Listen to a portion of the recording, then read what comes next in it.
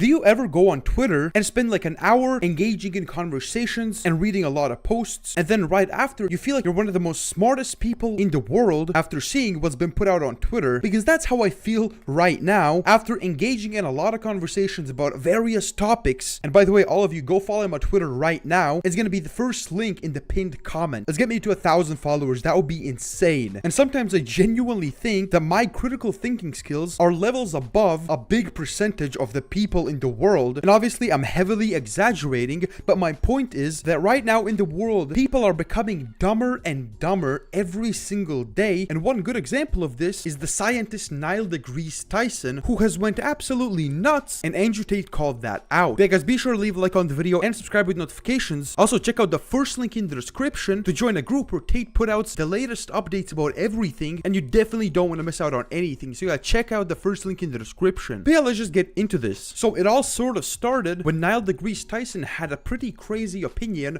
on gender, which is a very, very controversial topic nowadays. But yeah, first just take a look at this TikTok and try not to cringe because it is crazy. My point is, apparently, the XXXY chromosomes are insufficient because when we wake up in the morning, we exaggerate whatever feature we want to portray the gender of our choice. Either the one you're assigned, the one you choose to be, whatever it is. And so now, so now just to tie a bow on this, I say to you, somewhere I think I read that the United States was a land where we have the pursuit of happiness. Yes. Suppose no matter my chromosomes, today I feel 80% female, 20% male. I'm gonna put on makeup. I'm gonna do that. Tomorrow I might feel 80% male. I'll remove the makeup and I'll wear a muscle shirt. Why do you care? Yeah.